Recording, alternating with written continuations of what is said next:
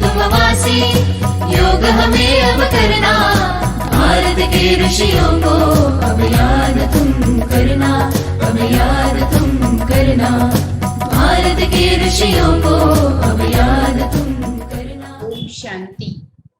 ओम शांति। ब्रह्मा कुमारी राजयोग केंद्र भीनमाल के आज के इस ऑनलाइन योगा वेबिनार में, जिसमें कि हम संपूर्ण योग और योग के समस्त अंग इसकी जानकारी लेंगे, उसमें हम बहुत बहुत सभी का स्वागत करते हैं। और विशेष आज हमारे साथ में जुड़े हैं योगाचार्य पतंजलि विद्यापीठ से, योग पीठ से जिनका जुड़ाव है, और वे हैं आदरणीय हमारे अति स्नेही भ्राता हनुमान सिंह जी, जो कि सुमेरपुर से हमारे साथ में जुड़ रहे हैं। और मैं आपका ब्रह्मा कुमारी भीनमाल के इस चैनल पे बहुत बहुत स्वागत करती हूँ भाई साहब, मोस्ट वेलकम। ओम शांति। ओम शांति। ओम शांति। 21 जून 2021 योग दिवस हमारे सामने है, और योग दिवस पर हमें आज योगाचार्य, ऐसे जिन्हों का जीवन ही योग के लिए समर्पित है, और न केवल पतंजलि योग पीठ परंतु ब्रह्मा कुमारीज के भी राजयोग मेडिटेशन में भी जो पूर्ण रूप से आस्था रखते हैं, सहयोगी रहते हैं। और मैं उनका एक शॉर्ट परिचय देते हुए और हम उनसे कुछ योग विषयक जानकारी भी लेंगे, और प्रैक्टिकल में योग दिवस कैसे मनाना है और योगा का प्रयोग भी आपके वीडियो के द्वारा हम सभी देखेंगे। तो हम परम सौभाग्यशाली हैं कि योग दिवस को हम आज विशेष योगाचार्य के साथ में मिल रहे हैं। 2009 से भ्राता हनुमान सिंह जी पतंजलि योग पीठ से जुड़े। आप शिक्षा विभाग में कार्यरत रहे, और आपका सदा ही ये मानना रहा कि शिक्षा तभी पूर्ण होती है जब विद्यार्थी का सर्वांगीण विकास होता है, और सर्वांगीण विकास केवल किताबी शिक्षा से तो नहीं हो सकता है। तो आपने 39 साल के अपने शिक्षा विभाग से जुड़कर, जिसमें आप प्रधानाध्यापक रहे, विभिन्न स्थानों पर आपने बहुत अच्छी शिक्षा से अनेक अनेक स्टूडेंट्स को लाभ दिया, और आपने 2009 के बाद में योग को अपने जीवन में संपूर्ण रूप से स्थान दिया, और 2012 से रिटायर होने के बाद आप संपूर्ण रूप से पतंजलि योग पीठ को समर्पित है। आप घर गृहस्थ में रहते हुए और योग की सेवा में समर्पित है। आप पतंजलि योग पीठ की राष्ट्रीय कार्यकारिणी के सदस्य हैं, युवा भारत से जुड़े हैं, जो कि पतंजलि योग पीठ का ही एक प्रकल्प है। और पश्चिमी राजस्थान में आप और भ्राता नरेंद्र सिंह जी दोनों मिलकर के लगभग 14 डिस्ट्रिक्ट का समग्र योग का सेवा का जिम्मा लिए हुए और योग की ज्योति जगा रहे हैं। हर महीने आप एक जिले में विशेष अपनी सेवाएं देने हेतु, योग प्रसार हेतु कार्यक्रम करते हैं। पिछले 6 सालों से आपने माउंट आबू पोलो ग्राउंड में भी, जहाँ पे आर्मी, बीएसएफ के जवान और ब्रह्मा कुमारी का हेडक्वार्टर है, तो हमारे बहुत सारे भाई बहनों के साथ में योगा ट्रेनर के रूप में 21 जून के योग दिवस की विशेष सेवाएं दी है। और आपका जो स्वभाव है, आपकी जो भावना है, वो सतत विश्व के संपूर्ण विकास के लिए और सभी के स्वास्थ्य के लिए, सभी के मन की खुशी और खुशहाली के लिए हमेशा रहती है। तो आज हम भ्राता जी से सबसे पहले ये जानना चाहेंगे कि योग हम सबके जीवन में कितना महत्वपूर्ण है। आज योग दिवस पर आप हमें ये अपने विचारों से अवगत कराएंगे, भ्राता जी। ओम शांति। ओम शांति। जीवन का पहला सुख निरोगी काया। अगर हमारा शरीर स्वस्थ है तो बाकी सभी सुख स्वतः ही मिल जाते हैं अपन को। और शरीर को स्वस्थ रखने के लिए विभिन्न प्रकार की योग प्रक्रियाएं हमको अपनानी चाहिए। वर्तमान में जो कोरोना की त्रासदी चल रही है, इसमें भी जहाँ फेफड़ों की क्षमता, ऑक्सीजन की क्षमता और इम्यूनिटी, रोग प्रतिरोधक क्षमता के लिए योग ने अपना बहुत कुछ वर्चस्व दिखाया है। जो योगी भाई नियमित रूप से योग करते हैं, उनकी इम्यूनिटी बहुत ही अच्छी रही है और उसी के हिसाब से एलोपैथी के डॉक्टर भी, स्वास्थ्य विज्ञान भी इस चीज को मानता है कि इम्यूनिटी अगर बढ़ानी है तो जीवन में नियमित रूप से हमें योग करना चाहिए। योग के अंदर प्राणायाम भी है और आसन भी है। यथाशक्ति हमें इस प्रकार इनको नियमित रूप से करना चाहिए। शरीर के लिए कम से कम 24 घंटे में से 1 घंटा हमें अपने स्वास्थ्य के लिए देना जरूरी है। और जो व्यक्ति इस प्रकार अपने स्वास्थ्य के लिए योग को नियमित रूप से करता है, निश्चित रूप से उसका जीवन है जो सुखमय रहता है। इसी के साथ में पतंजलि योग और आसन और प्राणायाम शरीर को बाहर से मजबूत करते हैं। ठीक इसी प्रकार से ईश्वरीय विश्वविद्यालय ब्रह्मा कुमारी का राजयोग जो है वो आत्मा को मजबूत करता है। तो शरीर बाहर से और भीतर से जिस प्रकार से मजबूत हो जाता है तो निश्चित रूप से आत्मा को एक सुदृढ़ता मिलती है और व्यक्ति की सोच पॉजिटिव, सकारात्मक हो जाती है। बहुत अच्छी बात कही आपने। मैं आपको एक और चीज पूछना चाहूंगी भ्राता जी कि क्या योग किस उम्र में करना चाहिए, ये इस पर थोड़ा सा प्रकाश डालें। योग के लिए वैसे तो कोई उम्र निश्चित नहीं है। 3 साल का बच्चा भी है जो इसको अपने जीवन से शुरुआत कर सकता है। अगर उसका अभ्यास करवाया जाए बच्चे को, साथ में परिवार के बाकी वयस्क व्यक्ति भी अगर इसको करें और साथ में बच्चे भी इसको देखें तो बच्चों के लायक भी इसमें बहुत सारी प्रक्रियाएं हैं। वृक्षासन है, ताड़ासन है, धनुरासन है, ये इस प्रकार के आसन बच्चे इजीली कर लेते हैं। तो 3 साल से ही बच्चा है जो इस प्रकार कर लेता है और उम्र के अंतिम पड़ाव तक व्यक्ति अगर स्वस्थ रहता है तो योग की सभी प्रक्रियाएं वो आसानी से कर सकता है। वर्तमान में मैं 70 साल के वय में हूँ और मैं आसन और जो प्राणायाम हमारे नियमित रूप से जो करना है वो करता हूँ। तो मुझे कहीं मेरी आयु है जो बाधा नहीं बनती। बहुत अच्छी बात कही आपने। व्यक्ति मन से मजबूत होता है तो उसके लिए अगर वो बचपन से ही ट्रेनिंग लेता है तब तो उसका जीवन नेचुरली है कि वो सफल हो ही सकता है। एक और चीज मैं आपसे जानना चाहती हूँ कि संपूर्ण योग क्या है। जैसे हम योग में कुछ एक एस्पेक्ट को तो सभी लोग जानते हैं कि जैसे एक्सरसाइज है या कुछ आसन है, उसके बारे में जानकारी होती है, या लोग समझते हैं कि सवेरे उठना चाहिए, थोड़ा योगा करना चाहिए, लेकिन संपूर्ण योग क्या है। वैसे हम आपके द्वारा जो कराया हुआ योग प्रैक्टिस है उसका पूरा वीडियो तो सबके सामने रखेंगे ही, लेकिन आप उसकी व्याख्या के रूप में, एक वर्णन के रूप में बताएं कि संपूर्ण योग हम किसे कहेंगे। संपूर्ण योग से तात्पर्य है व्यक्ति का आहार विहार और उसकी दिनचर्या, ये वहीं से शुरू हो जाता है। हित भूख, ऋत भूख और मित भूख। व्यक्ति का आहार हित के अनुसार हो, ऋतु के अनुसार हो और भूख के अनुसार हो। फिर उसकी दिनचर्या बड़ी नियमित होनी चाहिए। समय पर रोज सोच इत्यादि से निवृत्त होकर व्यक्ति को अगर आसन और प्राणायाम जो उसको करने चाहिए, वैसे इस आसन और प्राणायाम के साथ में हमारे वैदिक धर्म के अंदर सूर्य नमस्कार जो दिया हुआ है उसके जो 12 स्टेप्स है, अगर व्यक्ति केवल उसको ही कर ले तो संपूर्ण शरीर का उसका योगा हो जाता है और पूरी सारी मांसपेशियां, सारे सेल उसके एक्टिव रहते हैं। अगर सूर्य नमस्कार नहीं भी करे तो कुछ कपालभाति, अनुलोम विलोम, भ्रामरी, भस्त्रिका, ये इस प्रकार की प्राणायाम क्रिया है और कुछ आसन उसके क्षमता के अनुसार जो होते हैं, रोगानुसार, वो अगर नियमित रूप से करे तो वो जीवन पर्यंत स्वस्थ रह सकता है। बहुत अच्छी बात है। संपूर्ण योग का हम सभी आनंद ले सके, इसीलिए आज हमने विशेष योग दिवस पर हमारे सभी व्यूअर्स के लिए ये कार्यक्रम ऑनलाइन प्लेटफॉर्म पर रखने का विशेष विचार किया, क्योंकि जैसे आपने भी बताया कि अभी हम जिस महामारी के दौर से गुजर रहे हैं, इसमें हर व्यक्ति का ये तो मानना दृढ़ हो गया कि स्वास्थ्य ही सबसे बड़ी संपत्ति है और स्वास्थ्य नहीं तो संपत्ति भी काम नहीं आती है। और जैसे आपने कहा, तन के साथ मन का भी संतुलन और मजबूत होना ये उतना ही आवश्यक है।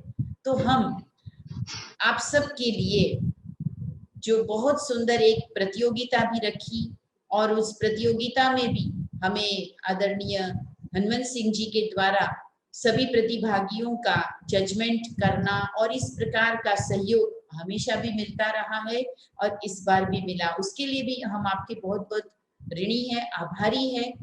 अभी मैं आपको ये भी कहना चाहूंगी कि क्या बुजुर्गों को भी योग जो कभी नहीं किया है अभी वो करना चाहे तो किस टाइप के योग करने चाहिए?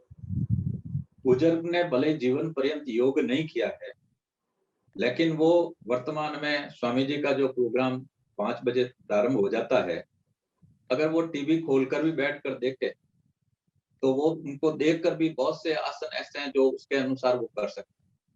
बहुत से प्राणायाम ऐसे हैं, कपालभाति कहीं आयु के आड़ी नहीं आती है, अनुलोम विलोम कहीं भी आयु को है जो रोकता नहीं है। सभी वृद्ध से वृद्ध व्यक्ति भी कपालभाति, अनुलोम विलोम, भस्त्रिका ये तो कर ही सकते हैं। और कुछ छोटे मोटे आसन जो कमर के हैं, मृकटासन है, मंडूकासन है, शस्कासन है, ये आसन भी इजी गोइंग है जो हर आयु वर्ग का व्यक्ति कर सकता है।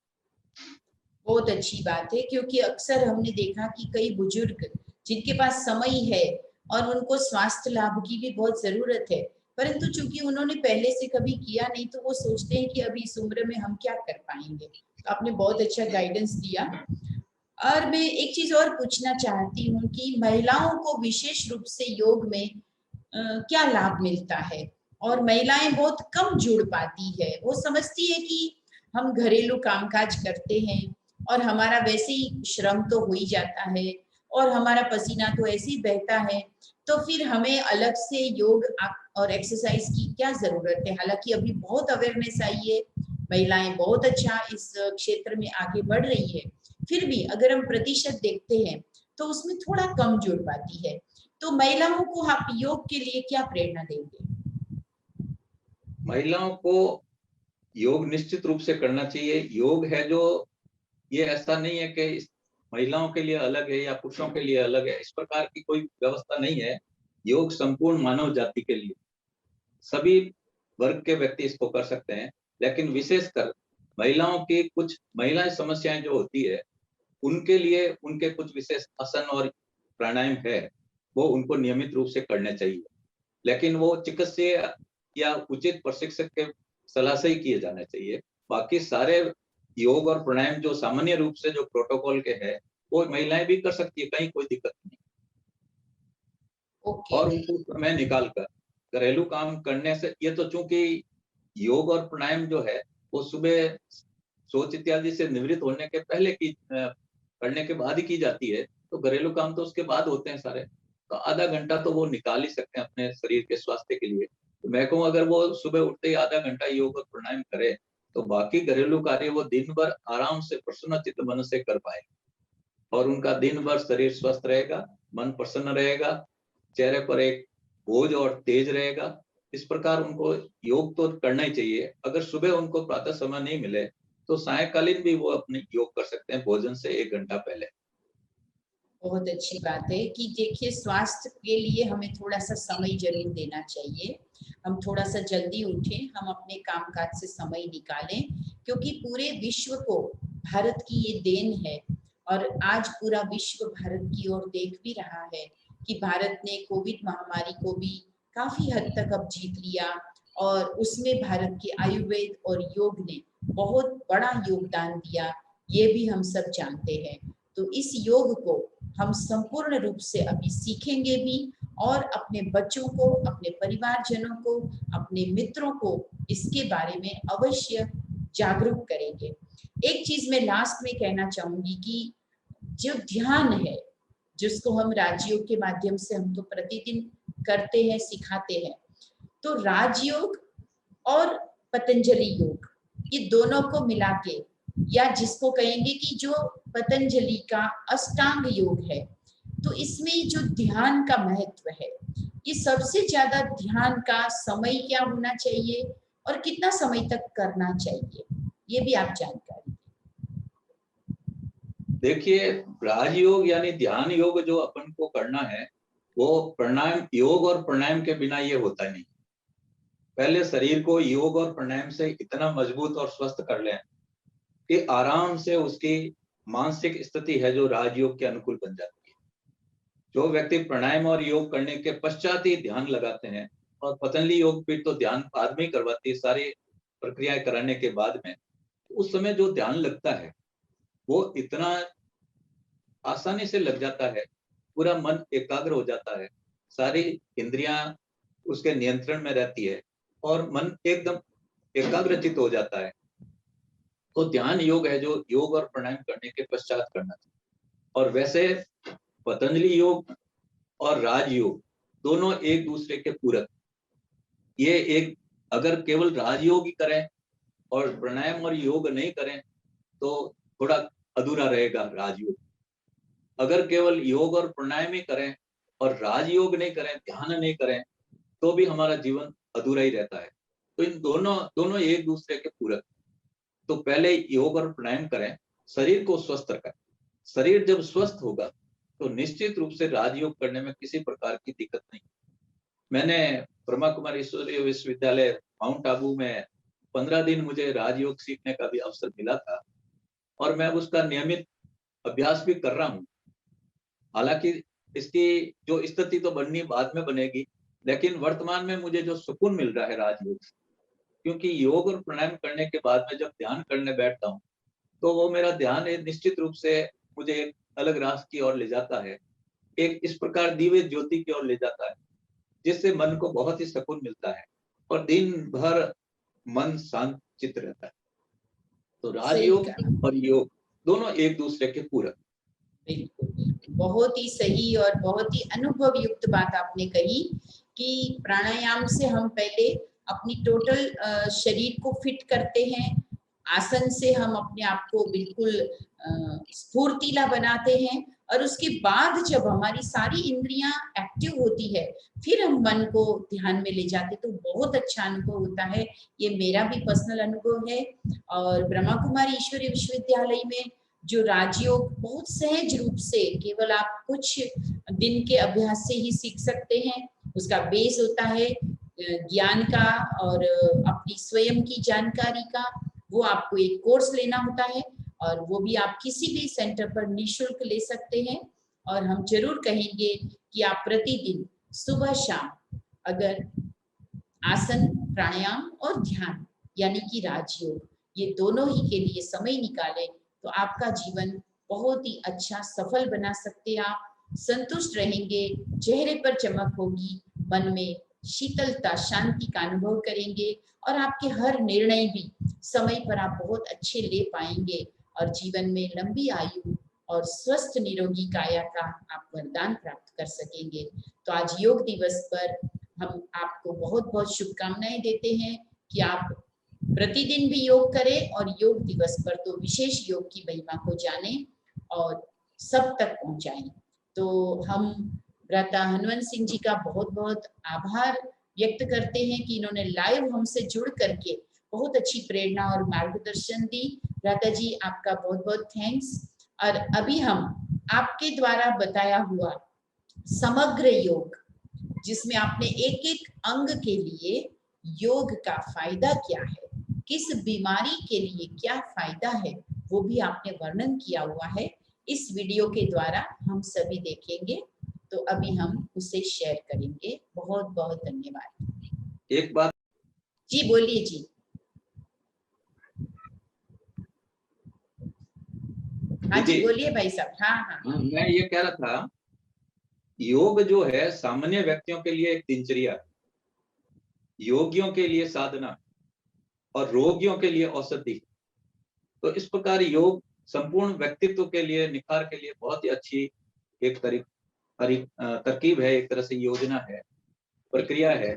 इसको नियमित रूप से अगर व्यक्ति करे, मेरे ख्याल से किसी प्रकार की उसको औषध खाने की, दवाई खाने की आवश्यकता नहीं पड़ती। बिल्कुल, बहुत अच्छी बात है। बीमार हो, स्वस्थ हो, जवान हो, वृद्ध हो, बालक हो, स्त्री हो, पुरुष हो, सबके जीवन की सफलता योग में निहित है। योगः कर्मेषु कौशलम, ये भी गीता में कहा गया है। योग करने से हमारे सभी कर्म कुशलतापूर्वक सफल होते हैं। तो समग्र बातों में जब इतना लाभकारी है योग, तो हम योग से क्यों ना जुड़े। और इसी योग से आप इस वीडियो की प्रैक्टिस के सामने साथ साथ लाइव जुड़कर भी जरूर करें, और आप देखेंगे कि कैसे ये समग्र योग हमारे जीवन को बदलने का मादा रखता है, और ये आज के समय की महती आवश्यकता है। तो हम अभी इस वीडियो को देखेंगे। ओम शांति।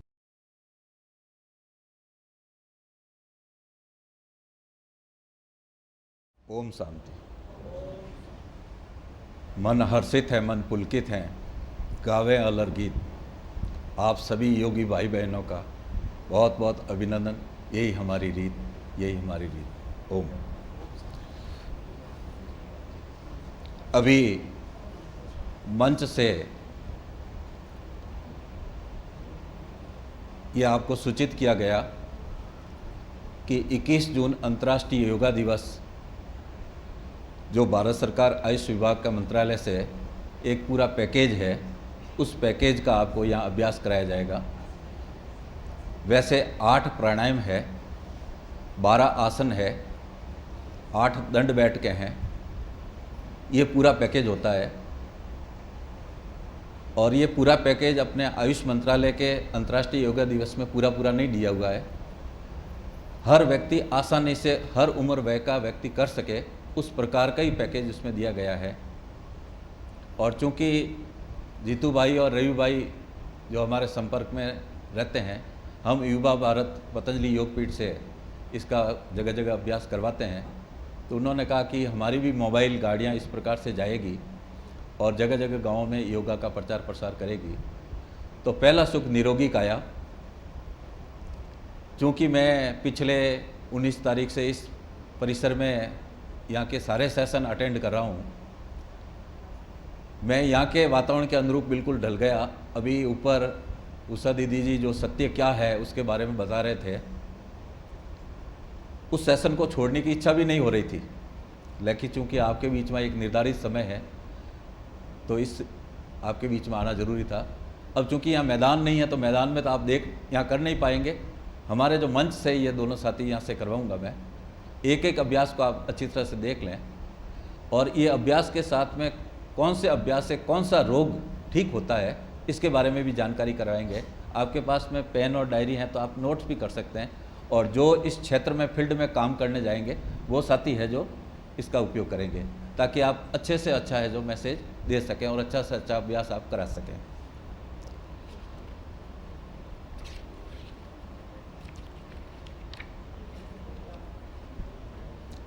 कुछ सामान्य टिप्स आप है जो अपने जब भी क्लास लें उसमें बताएंगे। योग हमेशा खुले मैदान में एक चादर या दरी बिछाकर, खुली हवा हो, ढीले ढाले वस्त्र पहनकर किए जाते हैं। सांस हमेशा नाक से ही लें, मुंह से सांस नहीं लें। सोच इत्यादि से निवृत्त होकर ही योगाभ्यास करवाया जाना चाहिए, भूखे पेट। और शाम को और दोपहर को भोजन के 4-5 घंटे बाद भी अपन योगाभ्यास कर सकते हैं। जिन साथियों को कब्ज की शिकायत रहती है वो रात को हरड़ का चूर्ण या त्रिफला चूर्ण ले लें गुनगुने पानी से, तो सुबह उसकी हाजत बिल्कुल साफ हो जाती है और वो आराम से योगाभ्यास करवाया जा सकता है।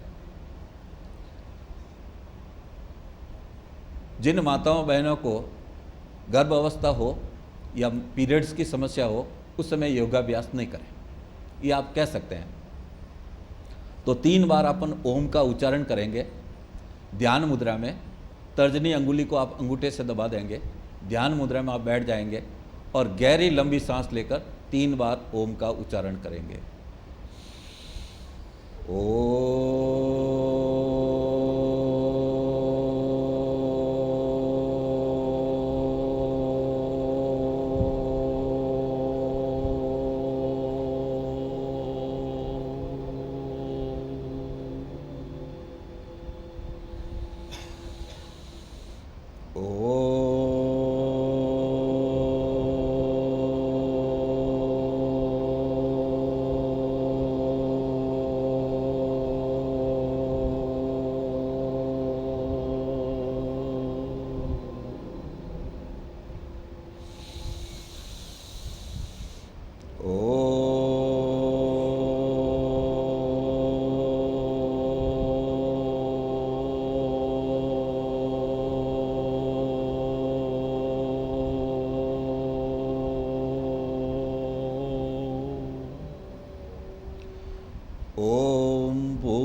तत्सवितुर्वरेण्यं तस्तवितुर्वरेण्यं भर्गो देवस्य धीमहि धियो यो न प्रचोदयात्।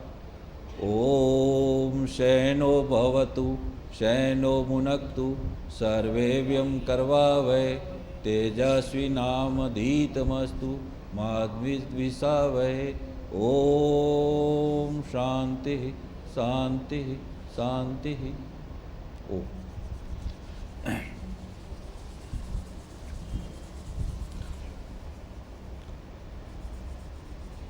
पहला अभ्यास अपन करेंगे गिरवा चालन का। गर्दन के अभ्यास करेंगे।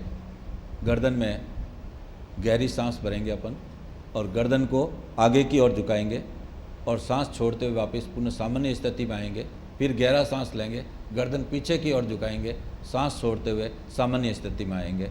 इस अभ्यास को अपन करेंगे खड़े होकर। हाथ दोनों पैरेलल रहेंगे। आप तो अपन देखें, इसको देखें, मंच को देखते रहें। लंबा गहरा सांस लेंगे, गर्दन धीरे धीरे आगे की ओर झुकाएं।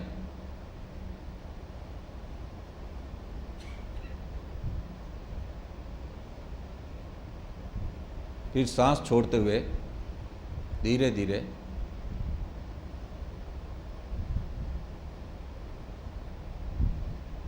फिर लंबा गहरा सांस लेते हुए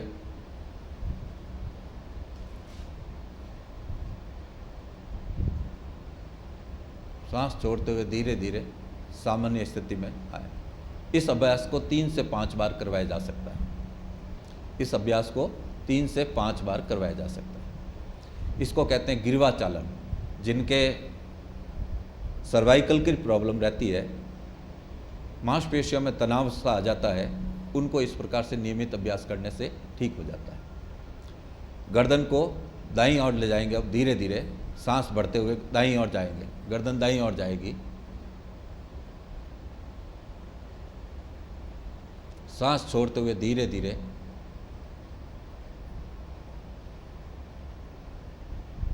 सांस बढ़ते हुए पुनः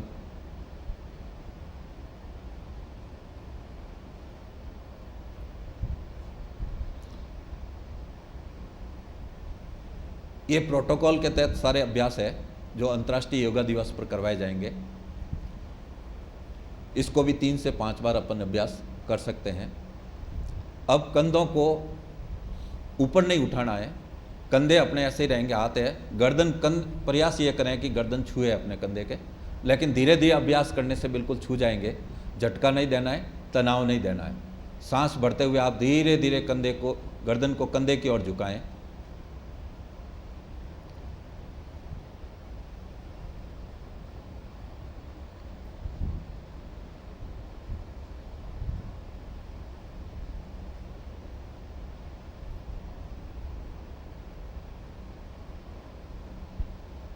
इस प्रकार सामान्य स्थिति में पुनः लें। अब गिरवा चालन में इसको क्लॉकवाइज गर्दन को राउंड करेंगे। प्रयास आप ये करें अपनी जो ठुड्डी है वो कंठकूप को छूती हुई निकले, बिल्कुल धीरे धीरे, किसी प्रकार का तनाव नहीं दें, दबाव नहीं दें, जल्दबाजी नहीं करें। सांस बढ़ते हुए धीरे धीरे आप आएँ और सांस छोड़ते हुए वापस आएँ। जब भी हम किसी प्रकार का योगाभ्यास, योग और प्राणायाम करते हैं तो उठाव की स्थिति में अपन सांस बढ़ते हैं और ढलान की स्थिति में सांस को छोड़ते हैं। तो धीरे धीरे आप क्लॉकवाइज घुमाएं पहले।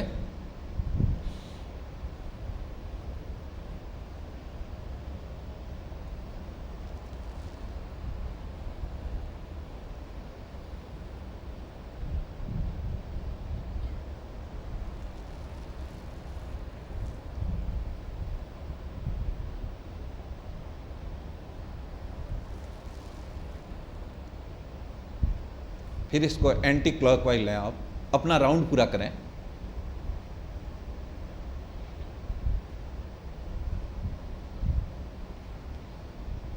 सर्वाइकल की प्रॉब्लम के लिए इसका बहुत ही बड़ा अभ्यास है।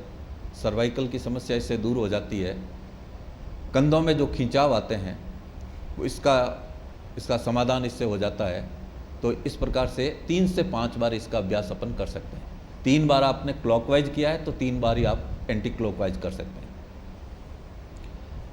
कोई भी योग और प्राणायाम को आप 3 से 5 मिनट करें फिर आप जब इसमें अभ्यस्त हो जाएं तो धीरे धीरे इसको आप 15 मिनट, फिर आधा घंटा, इस प्रकार आप ले जा सकते हैं। और आप 1 घंटे तक का समय भी इसको दे सकते हैं, क्योंकि जीवन का पहला सुख निरोगी काया।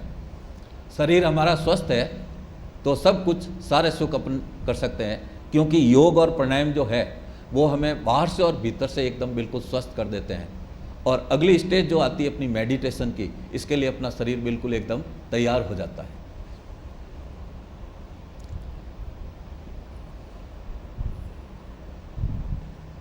कमर का अभ्यास करेंगे।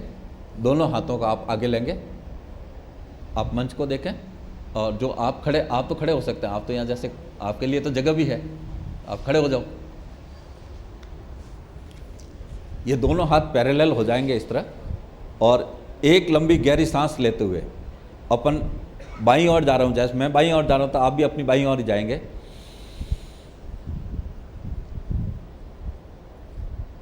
जितना आप घूम सके उतना। फिर यहाँ से सांस छोड़ते हुए धीरे धीरे वापस ये सामान्य स्थिति में आ जाएगी। फिर यहाँ से वापस सांस भरते हुए दोनों हाथ पहले साथ साथ जाएंगे, एक पीछे रह जाएगा। फिर जैसे आप मुड़ेंगे ना तो एक अपने आप ही पीछे रहेगा।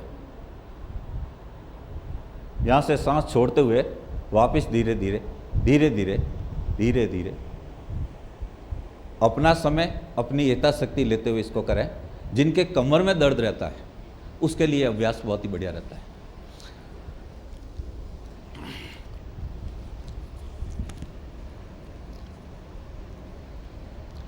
वृक्षासन, वृक्षासन करेंगे। आप तो कर सकेंगे आगे वाले।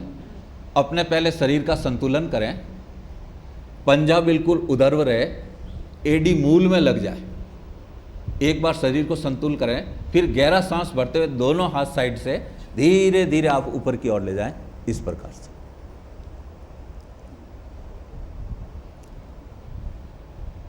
हाँ, धीरे धीरे हाथों को छोड़ते हुए देखो, मंच को भी देखो आप। धीरे धीरे दोनों हाथ, सांस को छोड़ते हुए हाथों को धीरे धीरे नीचे की ओर लाएं। अब पैर बदलेंगे। पहले आपने जो पैर लिया, जगह पड़ी, आप इधर आ जाओ। ये आज एक दिन में अभ्यास नहीं होगा, लेकिन धीरे धीरे हो जाएगा। एडी अपनी मूल में लग जाए, पंजा उधर रहे बिल्कुल, और फिर बैलेंस करने के बाद गहरा सांस भरते हुए हाथों को। जब आप सांस भर लेंगे तो बैलेंस भी रह जाएगा। बहुत सुंदर, भाई साहब ने बहुत सुंदर किया। और दोनों हाथ धीरे धीरे सांस छोड़ते हुए वापस। इस आसन का नाम है वृक्षासन। इससे अपने पिंडलियां, टखने ये मजबूत बनते हैं और कमर का दर्द भी इससे दूर होता है। ताड़ासन, अगले आसन का नाम है ताड़ासन। ताड़ासन में दोनों हाथों को लॉक करेंगे और एक लंबा गहरा सांस भरते हुए हाथों को ऊपर की ओर उठाएंगे। दोनों हाथों को ऊपर की ओर उठाएंगे और एड़ियों पे, आप पंजों पे खड़े होंगे और कुछ समय रुकना है वहाँ, मत कुछ पल रुकना है। फिर धीरे धीरे सांस छोड़ते हुए वापस नीचे की ओर आएंगे और दोनों हाथ वापस साइड से। एक बार इसका अभ्यास वापस कर लें, वापस ताड़ासन का अभ्यास करें। मंच को भी देखते रहें। जिनकी एक निश्चित आयु तक लंबाई नहीं बढ़ती है, उस लंबाई बढ़ाने, बच्चों के लिए तो बहुत ही बढ़िया अभ्यास है। इससे उनकी हाइट बढ़ती है। हाइट बढ़ाने के लिए ताड़ासन जो है बहुत ही अच्छा अभ्यास देता है। एक अच्छी वृद्धि हो जाती है उनकी, तो ताड़ासन का अभ्यास इस प्रकार से करें। पाद हस्तासन, लंबा गहरा सांस भरेंगे और दोनों हाथों को पीछे की ओर धीरे धीरे ले जाएंगे, धीरे धीरे लेंगे और जितना झुक सकें यथाशक्ति। कमर का अभ्यास है ये, कमर और पेट के लिए बहुत ही बढ़िया। और सांस को छोड़ते हुए धीरे धीरे आप आगे की ओर पैरों को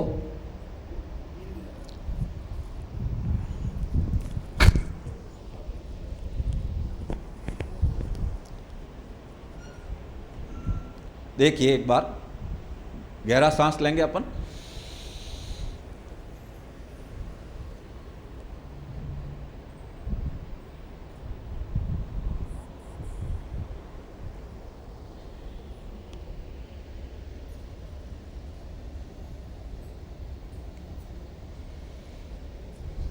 लंबा गहरा सांस लेना है पीछे की ओर झुकना है और धीरे धीरे आगे की ओर वापस। पैर आपके हाथ भले ही जमीन के नहीं छुए, पंजों के नहीं छुए, कोई तकलीफ नहीं। ये नियमित अब जब आप सतत अभ्यास करेंगे तो ये व्यवस्था आपकी हो जाएगी। लेकिन आज एकदम दबाव नहीं देना है, तनाव नहीं देना आपको।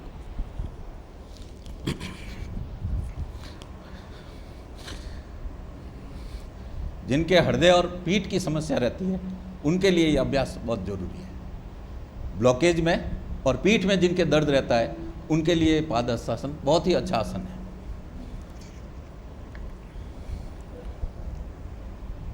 अर्ध चक्रासन, एक साथी को ये आगे की मुंह है, एक दोनों हाथों को आप अपने दोनों किडनी है उस जगह आप लगा लें, दोनों किडनी की जगह लगाएं।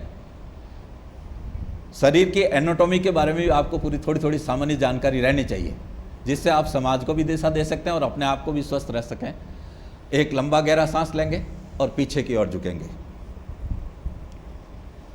अर्ध चक्रासन जिसको बोलते हैं, जो साथी नोट कर रहे हैं वो नोट भी करें। इस आसन का नाम है अर्ध चक्रासन। इससे अपना मेरुदंड लचीला बनता है।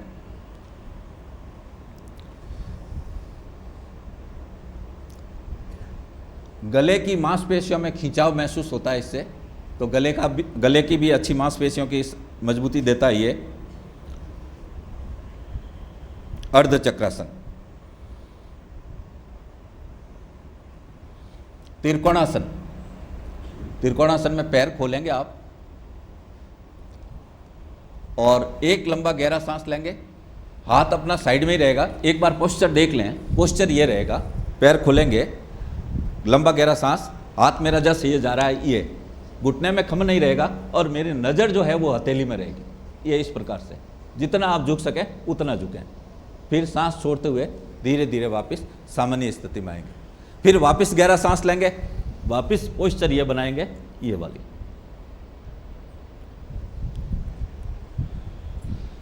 कमर के लिए, उदर के लिए ये अभ्यास बहुत बढ़िया है, जिससे मेरुदंड भी इससे मजबूत रहता है, मेरुदंड लचीला भी रहता है इससे। तो जितना आप झुक सकें उतना ही झुकें। इसमें किसी प्रकार का जर्क नहीं दें, दबाव नहीं दें, झटका नहीं दें। और जब भी कोई आसन और प्राणायाम आप करें तो चेहरे पर तनाव का भाव नहीं हो, एक प्रसन्न भाव आपका रहना चाहिए, तो ही ये ज़्यादा लाभ देंगे।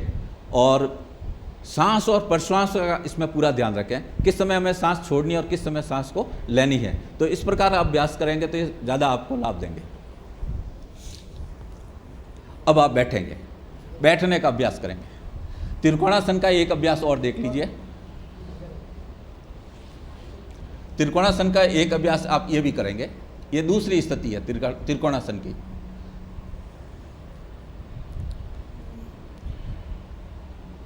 लेकिन इसको अपन है जो जॉगिंग में ज़्यादा लेते हैं, ये स्पीड में भी अपन कर सकते हैं।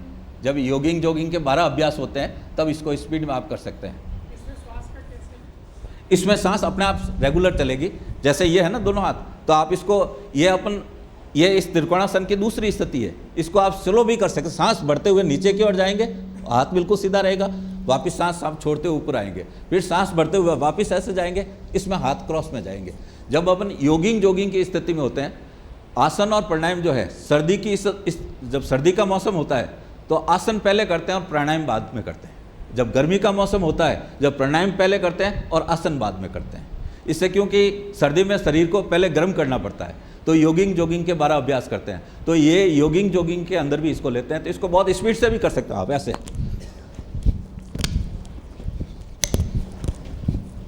इस प्रकार से स्पीड से भी कर सकते हैं।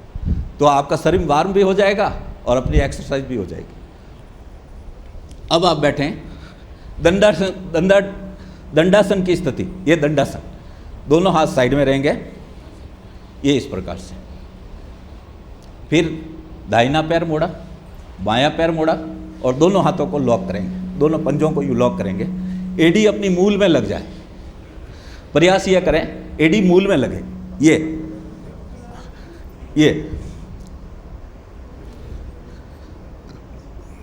इसको भद्रासन कहते हैं। ये अब अपन जो स्थिति बनी है, ये भद्रासन की स्थिति बनी है। अब दोनों घुटनों को आप धीरे धीरे है जो जमीन को छुएंगे, जमीन को छुएं। इससे अपनी जांघें मजबूत होती है, कमर मजबूत होती है और माता और बहनों को, मातृशक्ति को जिनके पीरियड्स की समस्या रहती है वो बिल्कुल नियमित हो जाती है। जिनके पीरियड्स के समय पेट में दर्द रहता है वो समस्या इससे दूर हो जाती है। तो इसको नियमित रूप से इस प्रकार से आप अभ्यास करें। रीढ़ खम इसमें सीधा रहता है, ये इस प्रकार से। और धीरे धीरे अभ्यास करेंगे। घुटने आप बिल्कुल पैर, घुटने जमीन के छुएंगे, फर्श के छुएंगे आपके। सतत अभ्यास की बात है ये। अब वज्रासन में बैठे आप। इसको बटरफ्लाई भी कहते हैं वैसे, लेकिन वज्रासन इसका नाम दिया हुआ आसन की तरह। वज्रासन की स्थिति यह होती है, दोनों एड़ी जो है अपनी मूल में लगे, इस प्रकार से आप बैठे ये, और दोनों हाथ ये। भोजन के पश्चात आपको वज्रासन में बैठना चाहिए। जिनके डाइजेशन की समस्या रहती है वो भोजन करने के बाद इस प्रकार वज्रासन में बैठ जाए तो डाइजेशन उसका धीरे धीरे सही हो जाता है। भोजन के बाद में 15-20 मिनट तक इस प्रकार से आराम से बैठ जाना चाहिए वज्रासन में। अर्ध उष्ट्रासन अपन करेंगे। अर्ध उष्ट्रासन में क्या करेंगे, घुटनों पर तो खड़े हो जाएंगे, दोनों हाथ अपने इसे जहाँ आपने अर्ध चक्रासन बनाया था वो, और गहरा लंबा सांस लेंगे और पीछे की ओर झुकेंगे। अर्ध उष्ट्रासन। कब्ज और पीठ का दर्द इससे मुक्ति मिलती है। जिनको कब्ज रहती है और जिनके पीठ में दर्द रहता है उनसे इसको मुक्ति मिल जाती है।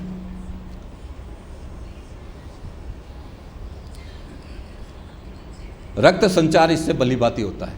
3 से 5 बार इसका अभ्यास अपन कर सकते हैं। अर्ध उष्ट्रासन जो साथी नोट कर रहे हैं वो कर लें ताकि आपको फील्ड में काम करने में कहीं दिक्कत नहीं आएगी। इसी वज्रासन की स्थिति में वापस बैठे आप। और अब आएगा शस्कासन, खरगोश की समान आकृति करना। जितने भी पशु पक्षी है वो अपने शरीर को स्वस्थ रखने के लिए विभिन्न प्रकार की मुद्राएं बनाता है, और हमारे ऋषि मुनियों ने इन्हीं प्रकृति के अंदर सभी जीव जंतुओं को देखकर उनको अपने शरीर पर लिया कि ये पशु पक्षी किस प्रकार की मुद्रा बनाता तो क्यों बनाता है। तो उन्होंने अपने ऊपर इस प्रकार का अभ्यास किया, और अभ्यास करने से अपनी बहुत सारी व्याधियों को उन्होंने दूर किया, और साथ ही अपने शरीर में एक तब्दीली प्राप्त की उन्होंने। तब इसको इन्होंने एक आसन के रूप में, इनको एक शास्त्र के रूप में लिया, और पतंजलि ने इसको एक सिस्टम देकर इन्होंने पतंजलि के रूप में पूरा एक शास्त्र बनाया। तो अब शस्कासन जो है वो आप वज्रासन में भी बैठे हैं, वज्रासन में बैठे हैं ये इस प्रकार से, और इसमें गहरा लंबा सांस भरेंगे और दोनों हाथ अपन ऊपर उठाएंगे, दोनों हाथ, और सांस को धीरे धीरे छोड़ते हुए आगे की ओर आएंगे। बिल्कुल खरगोश की आकृति आपकी इस प्रकार से बन जाएगी।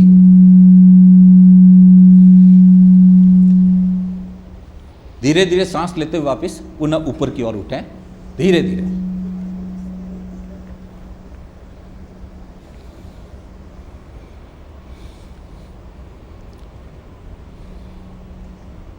जिनको तनाव रहता है, क्रोध रहता है, वो इसका शस्कासन का अभ्यास नियमित रूप से करें। दोनों हाथ लंबे लें, गहरा सांस भरें, धीरे धीरे आगे की ओर आए, और आपका बिल्कुल सिर नीचे झुका, हाथ सीधे रहेंगे और सिर बिल्कुल जमीन से छू जाएगा।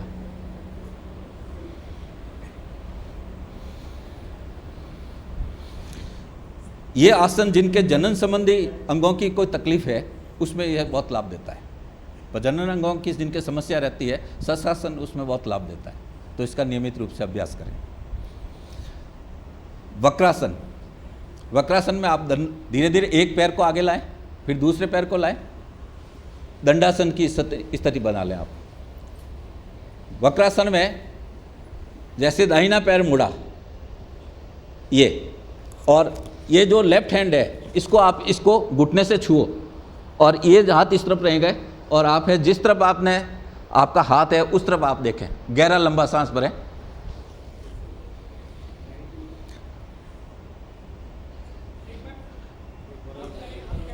ये देखिए, ये मैंने बेंड किया, मतलब राइट लेफ्ट में किया मैंने, और ये जो राइट हैंड है वो स्थित रहेगा, और अब लेफ्ट हैंड जो लिया है उसको आप दबावें, यस उसको दबा के घुटने को छू लें, बस उसको दबा के घुटना को छुएं, और फिर देखें अपनी दाहिनी ओर ही देखें।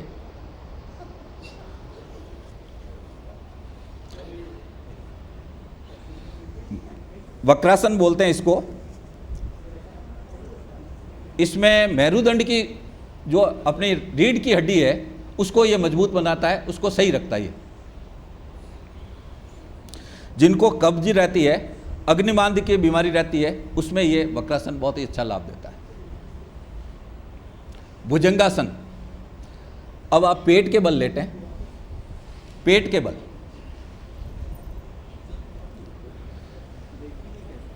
पेट के बल लेट जाएं।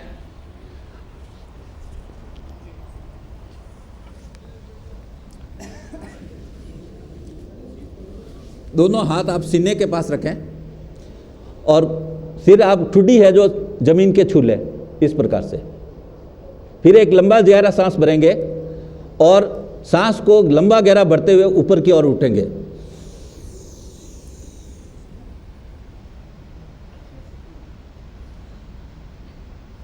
सांस छोड़ते हुए पुनः धीरे धीरे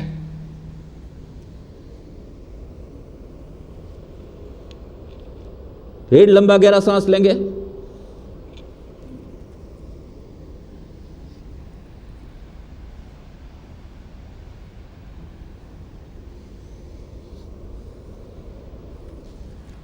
ये अर्ध भुजंगासन हुआ। इसको पूर्ण भुजंगासन के रूप में करेंगे तो इसको 3 से 5 बार आप कर सकते हैं। लाभ मैं अभी बता रहा हूं। अब पूर्ण भुजंगासन में हाथ पूरे उठाएंगे। एक बार मुझे देख लेना आप।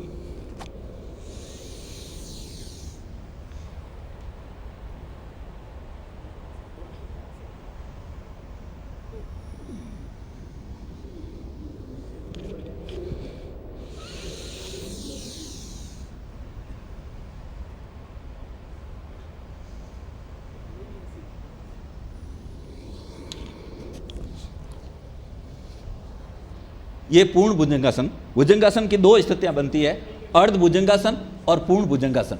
भुजंग कहते हैं सांप को।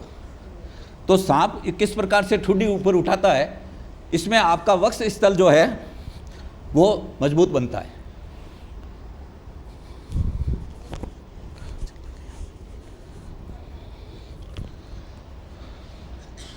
श्वसन संस्थान आपका मजबूत बनता है।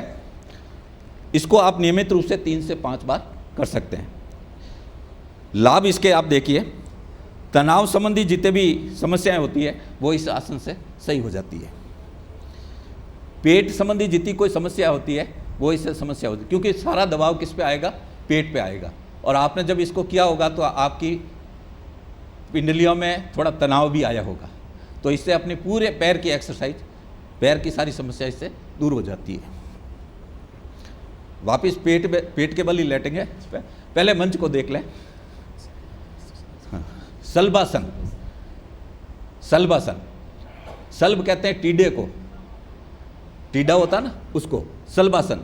तो दोनों हाथ जांघों के नीचे ले लेंगे। सल्बासन भी 2 तरह का होगा। पहले धीरे से आप एक गहरा लंबा सांस भरेंगे और दोनों पैर पीछे से उठेंगे। सिर नहीं उठाना है, केवल पैर उठाना है। दोनों तरफ देखिए आप।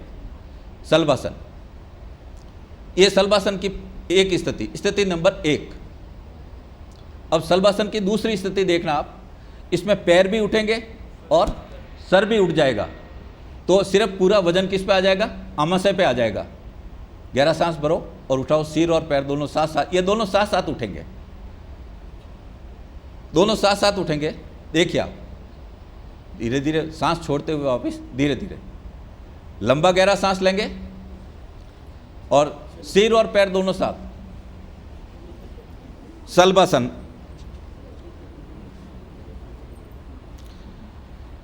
जो भाई हृदय रोगी है उसको ये अभ्यास नहीं करना चाहिए। जिनके ब्लॉकेज की समस्या रहती है उसको ये सल्बासन का अभ्यास नहीं करना चाहिए। जिनके पीठ के निचले हिस्से में दर्द रहता हो उनको भी है जो इस अभ्यास से नहीं करना चाहिए। जिनको पेप्टिक अल्सर रहता हो, हाई ब्लड प्रेशर रहता हो, उनको भी ये अभ्यास नहीं करना चाहिए।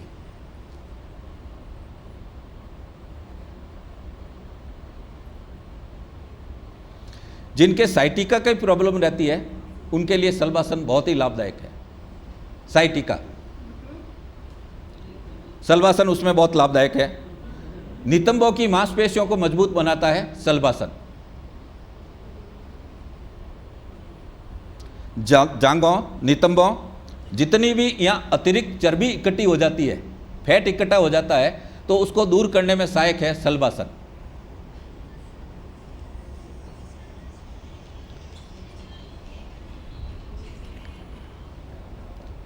वापिस इसी प्रकार लेटे रहें और मकरासन की स्थिति में आ जाए। मकरासन कहते हैं मगरमच्छ को। दोनों हाथ आप है जो आगे की ओर ले लें और गर्दन को एक तरफ झुका लें। मकरासन। मगरमच्छ जैसे पानी में कैसे तैरता है, जब सारे अभ्यास किया आपने और थोड़ी सी थकान महसूस हो गई तो आप वापिस है जो क्या करेंगे, मकरासन में पैर पीछे से खोल देंगे और ये स्थिति हो जाएगी, मगर की भांति आप शिथिल पड़ जाएं। थोड़ी देर शरीर को बिल्कुल ढीला छोड़ दें। इससे जो भी आसन अब तक आपने किया है वो सारी थकान इससे थोड़ी दूर हो जाती है। ये है मकरासन। पैर पीछे से थोड़े खुले रहेंगे, थोड़े से खुले रहेंगे, जब भी आप इसमें आराम महसूस करेंगे। आप करके देख लो, भले प्रैक्टिकली करके देख लो। पैरों को थोड़ा फैला लें और दोनों हाथों के नीचे अपनी गर्दन को लटका दें एक तरफ और शरीर को बिल्कुल शिथिल छोड़ दें।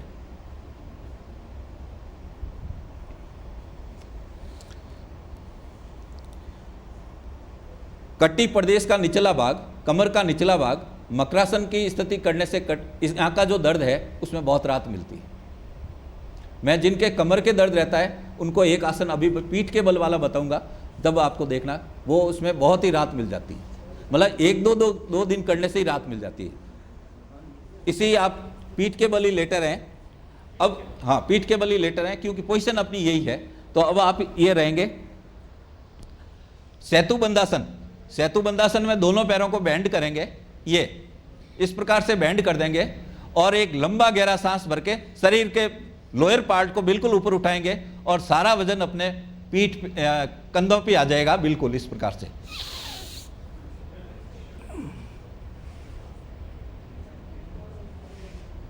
सांस छोड़ते हुए पुनः धीरे धीरे नीचे की ओर।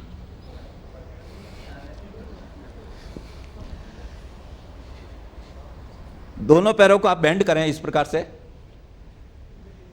और एक लंबा गहरा सांस भरेंगे, अच्छा सा लंबा गहरा सांस, और धीरे धीरे अपने शरीर को ऊपर उठाएंगे। सारा पैर, सारा वजन है जो कंधों पर।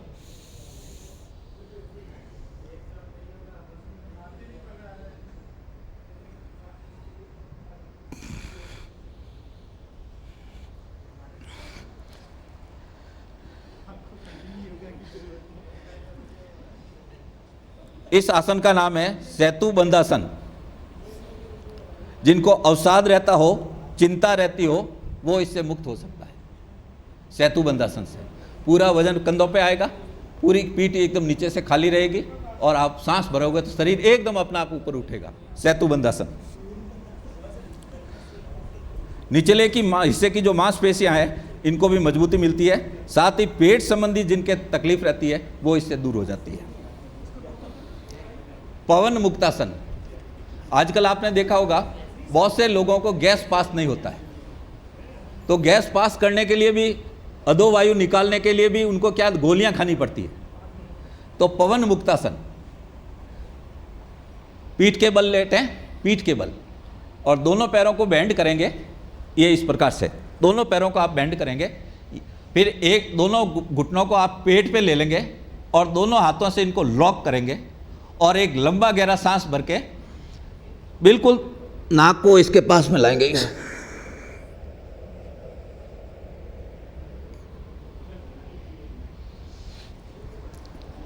घुटनों को दबा दो आप पेट पर और नाक है जो अपने घुटनों के लगाओ। दबाइए आप, लॉक करें और फिर सांस छोड़ते हुए वापस खड़े बैठ जाएं। इसको आप है जो अच्छी स्थिति में, मतलब स्पीड की स्थिति में इस प्रकार से कर सकते हैं। ये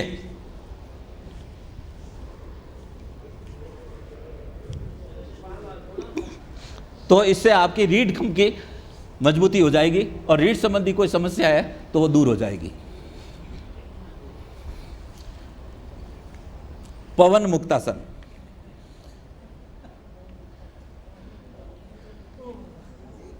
अब आप थोड़ी देर लेट जाइए, शवासन की स्थिति में आ जाएं। शवासन, शव कैसे पड़ा रहता है वैसे पड़ जाएं, बिल्कुल निडाल एकदम, शरीर को बिल्कुल ढीला छोड़ दें। शवासन, पैरों को खोल दें, पैरों को आगे से थोड़ा खोल दें, हाथों को फैला दें दोनों तरफ और शरीर को बिल्कुल ढीला छोड़ें, एक तरफ गर्दन को झुका दें। शवासन।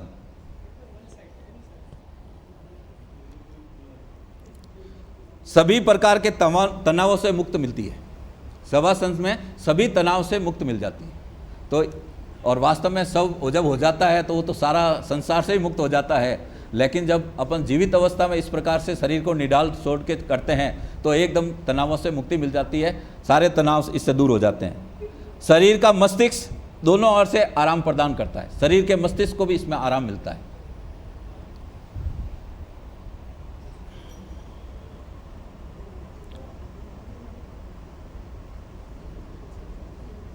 अब बैठ जाएं आप। अब अपन करेंगे प्राणायाम। अभी तक अपन ने आसन किए, प्राणायाम करेंगे। 8 प्राणायाम है और 8वें प्राणायाम को अपन है जो आराम से करेंगे। आप ध्यान मुद्रा में बैठें इस प्रकार से।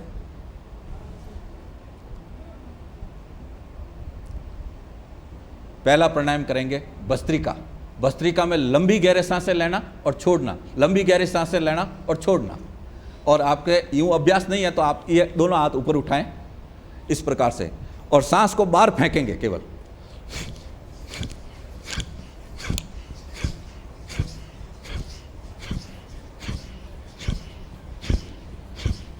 सांस केवल नाक से ही लेना है, नाक से ही छोड़ना है। भगवान ने सांस लेने के लिए नाक ही दिया अपन को। तो देखो हाथों की भी एक्सरसाइज हो रही है और आपके फेफड़ों की एक्सरसाइज हो रही है। इसमें आराम से आराम कर लें आप।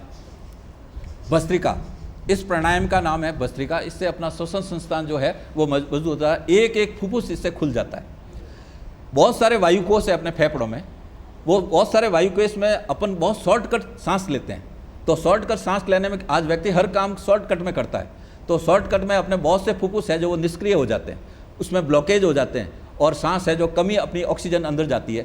जबकि प्राणायाम का मतलब ही प्राणवायु को भीतर से अंदर ही अंदर लेना और शरीर को प्राणवायु के जरिए किस प्रकार से मजबूत करना, इस प्रकार है। तो आप भस्त्रिका प्राणायाम का ये अभ्यास इसलिए है कि आप अगर लंबी गहरी सांसें नहीं ले पाएँ तो इस प्रकार झटका देंगे ना तो सांस फोर्स से बाहर निकल जाएगी और जैसे ही वो निकलेगी वापस अंदर अपने आप ही आएगी। तो इसके एक एक वायुकोश आपका खुल जाएगा और भीतर ऑक्सीजन का अच्छा प्रवेश होगा। तो 3 से 5 बार इसका अभ्यास अपन नियमित रूप से कर सकते हैं। उनको नहीं करना है, उनको धीरे धीरे करना है। जिनके बीपी की प्रॉब्लम रहती है, जिनकी हार्ट की प्रॉब्लम रहती है, वो इस प्रकार झटके से नहीं करें, लेकिन लंबी गहरी सांसें आप इस प्रकार से ले सकते हैं।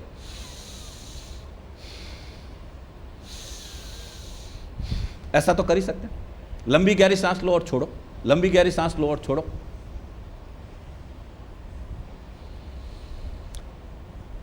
सांस जो है, वायु जो है वो पेट में नहीं बढ़नी है। आप प्रयास ये करें कि पूरी सांस आपके कहाँ भरे, फेफड़ों में भरे, आपका एकदम सीना उठे, इस प्रकार की स्थिति बने। गहरी लंबी सांस इससे लें। ये था भस्त्रिका प्राणायाम। अब करेंगे अपन कपालभाति। कपालभाति सारे प्राणायाम का मास्टर प्राणायाम है। उदर संबंधी जितने भी विकार हैं, जिनको कब्ज रहती हो, गैस रहती हो, एसिडिटी रहती हो, प्रजनन संबंधी संस्थान में कोई तकलीफ रहती हो, पेशाब की तकलीफ रहती हो, किडनी में प्रॉब्लम रहती हो, तो उनको कपालभाति नियमित रूप से करना चाहिए। जो हृदय रोगी भाई है उनको कपालभाति धीरे धीरे करना चाहिए, लेकिन धीरे धीरे करे वो। और जो बीपी के पेशेंट है, हाई ब्लड प्रेशर जिसको रहता है, वो भी है जो धीरे धीरे करे।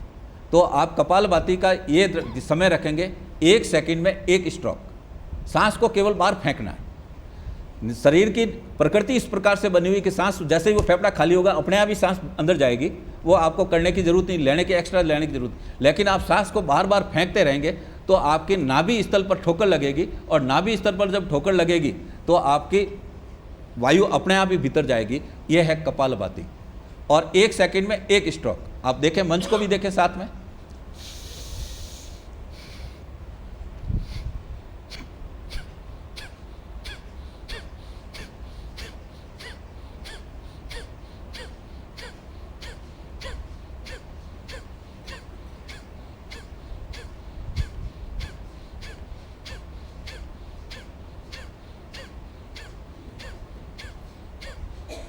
अभ्यास है तो तेज कर सकते हैं, अभ्यास नहीं तो धीरे धीरे करें। इसमें कंधे नहीं कूदावे आप, कंधे नहीं कूदाने अपन को, केवल पेट पे अपने ठोकर लगे।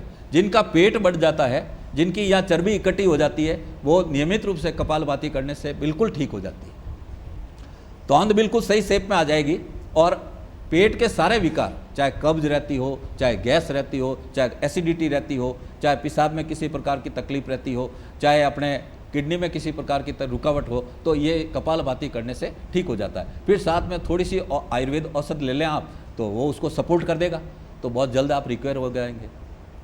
कपालभाति। अब करेंगे अपन अनुलोम विलोम।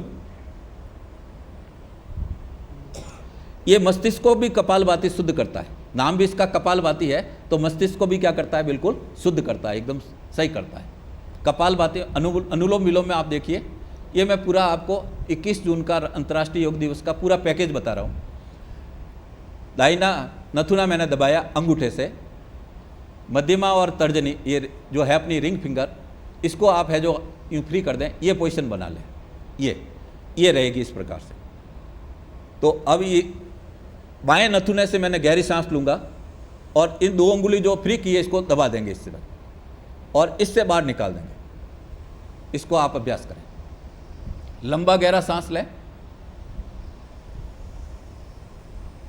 जिससे लिया उसको ब्लॉक करें और जो ब्लॉक था उसको खोलकर उससे धीरे धीरे निकालें। आप जिस गति से सांस को ले रहे हैं उसी गति से धीरे धीरे वापस बाहर निकालें पूरा, और फिर लंबा वापस सांस लें, फिर लंबी गहराई से वापस उसको बाहर निकालें। अनुलोम विलोम।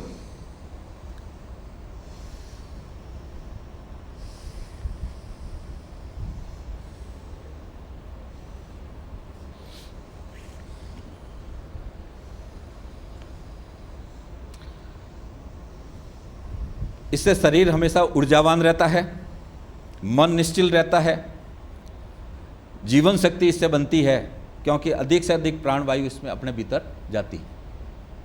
तो इस प्राणायाम का नाम था अनुलोम विलोम। 3 से 5 बार है, नहीं फास्ट नहीं करना। ये तो फास्ट की स्थिति बनेगी भी नहीं, ज़्यादा फास्ट करने की जरूरत नहीं है। सामान्य जैसे आप गहरी सांस लेते हैं उसी सांस को गति से छोड़ना है। कपालभाति आप थोड़ा स्पीड से कर सकते हैं, लेकिन वो भी अभ्यस्त होने पर। जिनको हृदय संबंधी तकलीफ हो वो इसको मतलब तेज नहीं करे, जिनके बीपी की तकलीफ हो वो उसको तेज नहीं करे, जिनके हर्निया की तकलीफ हो वो तो इसको करे ही नहीं। किसको? कपालभाति को नहीं करे, क्योंकि हर्निया की गांठ भी यही होती है, तो वो कपालभाति नहीं करे। तो अनुलोम विलोम के बाद में अब करेंगे अपन भ्रामरी। भ्रामरी में अपन ये जो हाथ है अपनी ये तर्जनी जो है वो तो बाल पे लगा दो, मध्यमा और रिंग फिंगर जो है वो आंखों पे लगा लो, दोनों कानों को अंगूठे जो है वो कान में डाल दो और ये अनामिका जो है वो ठुड्डी और मुंह के बीच में इस प्रकार रह जाए, ये पोजीशन बन जाए। एक बार देख लो भले, ये पोजीशन बन जाए। लंबा गहरा सांस लेंगे, ओम का उच्चारण अंदर ही अंदर करेंगे तो आपके कानों में एक भौरे सी आवाज़ आएगी, भौरे के गुंजन की आवाज़ आएगी। ओम का उच्चारण, गहरा लंबा सांस लेंगे और उसको मुंह खोल के नहीं निकालना है, केवल ओम का उच्चारण गुंजन के रूप में करना है। मैं यहाँ से गुंजन करूँगा जैसे, तो आप एक बार देख लें, एक बार आप सामान्य स्थिति में आ जाएं, देख लो आप, ये स्थिति है।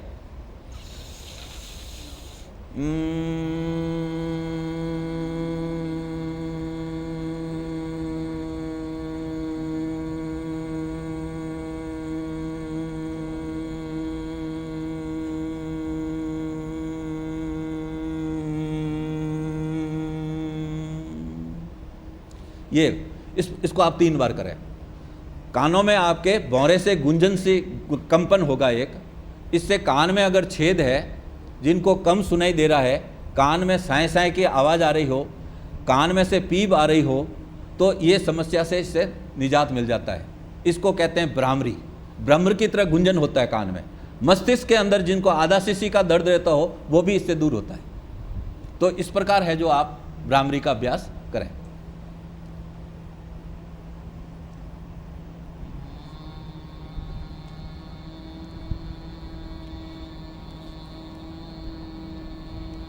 तीन बार कर लें, फिर सामान्य स्थिति में आंखें बंद रहेगी।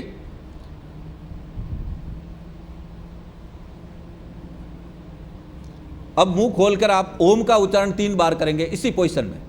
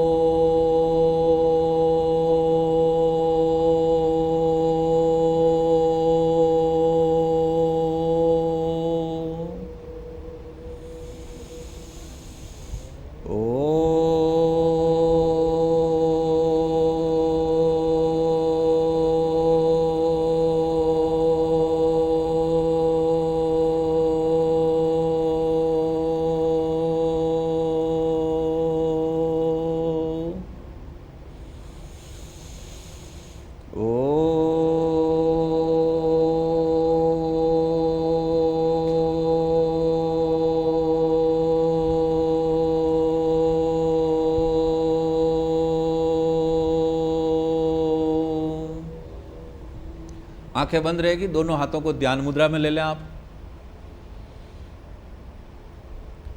फिर दोनों हाथों को साइड से उठावें और आपस में रब करें और धीरे धीरे आंखों का सेक कर लें और धीरे धीरे आंख को धीरे धीरे खोल लें, क्योंकि जो आंख के ऊपर अपन ने दबाव दिया था, हाथों को रब करने से थोड़े इसमें उष्मा हो जाती है और इसका सिकाई करने से आई साइड में आपके कोई तकलीफ नहीं रहती है, इससे ज्योति बढ़ती है और आंखों के विकार भी दूर होते हैं। तो इस प्रकार रब करके आप आंख को धीरे धीरे खोल लें।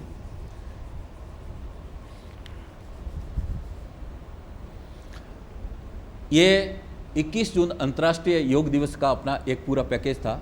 इसमें मैं अलग से एक और आपको करवा रहा हूँ, वो है अपने स्वामी जी का जो पैकेज है उस हिसाब से, जिसको बाह्य प्राणायाम कहते हैं और अग्निसार कहते हैं। बाह्य प्रणाम और अग्निसार, तो ये मैं आपको करवाऊंगा अभ्यास इसका। और इसका अभ्यास करने से उदर संबंधी जितने भी रोग हैं वो तमाम उससे दूर हो जाते हैं। किसी प्रकार की कोई औषधि खाने की आवश्यकता नहीं पड़ती है।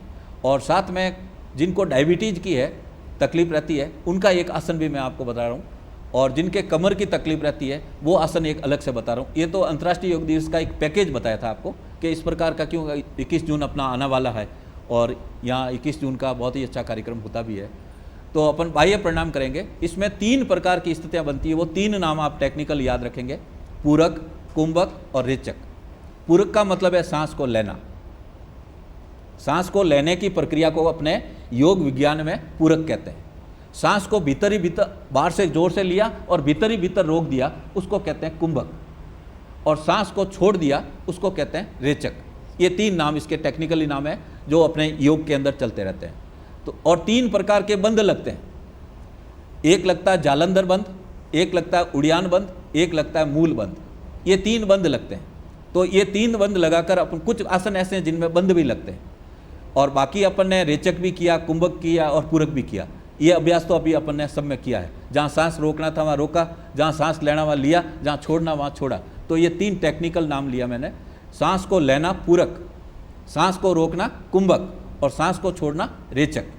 अब बंद देखिए, पहला बंद है जालंधर बंद। जब आप सांस लेते हैं और उसको भीतर ही भीतर रोक देते हैं, और भीतर ही भीतर रोक कर क्या करेंगे कि ये ठुड्डी जो है वो कंडकूप में टिका देंगे, तो वो गला यहाँ से दब जाएगा तो फिर आपकी सांस बाहर नहीं आएगी। ये हुआ जालंधर बंद। फिर है उड़ियान बंद। उड़ियान बंद में नाभि को भीतर की ओर खींचेंगे, और के जब आपकी ये स्थिति भी हो जाएगी कि पूरा पेट ही रीढ़ की हड्डी के लग जाएगा। जैसे स्वामी जी के आज बिल्कुल सोचा, स्वामी जी तो ये पूरा पेट ही पकड़ लेते हैं इससे, नियमित, वो तो योगी है और उनका तो नियमित अभ्यास है। तो ये हुआ उड़ियान बंद। इसको नाभि को भीतर खींच लेंगे और एकदम पेट को सिकुड़ लेंगे, इस प्रकार से पेट भीतर चला जाएगा। ये उड़ियान बंद। मूल बंद में गुद्दा जो है उसको ऊपर खींचना, गुद्दा को ऊपर खींचना। तो ये तीनों बंद एक साथ लगते हैं, वो इस बाह्य प्राणायाम में लगेंगे तीनों बंद। तो ये तीनों बंद इस प्रकार से लगाना, प्रयास करना आप। गुद्दा, जिनको बवासीर की तकलीफ रहती है, अर्श की तकलीफ रहती है, भगंदर की तकलीफ रहती है, पाइल्स की जो प्रॉब्लम रहती है, उसको इस प्रकार से बंद लगाने से और अग्निसार और बाह्य प्राणायाम करने से बहुत लाभ होता है। तो अपन बाह्य प्राणायाम करेंगे। पहले एक लंबा गहरा सांस लेंगे, भीतर ही भीतर उसको रोक देंगे, भीतर ही भीतर रोकेंगे, भीतर ही भीतर रोकने के बाद में आप जालंधर बंद लगाएंगे, जालंधर बंद लगाने के बाद में आप उड़ियान बंद लगाएंगे, उड़ियान बंद लगाने के बाद आप मूल बंद लगाएंगे, और मूल बंद लगाने के बाद में आप अग्निसार क्रिया करेंगे। पेट को आगे पीछे आकुचन करेंगे, इसका संकुचन करेंगे। पेट को आगे पीछे करना है, आगे पीछे आगे पीछे आगे पीछे, इस प्रकार हिलता रहे। देखिए इस प्रकार।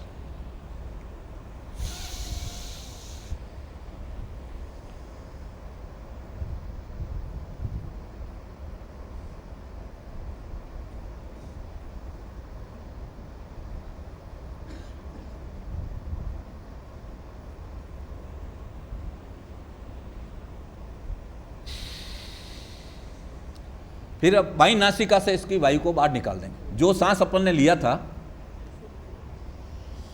दाहिना नथुना आप दबा देंगे और बाएं से वापस बाहर निकाल देंगे। अब आप इसका अभ्यास कर लें वापस थोड़ा सा।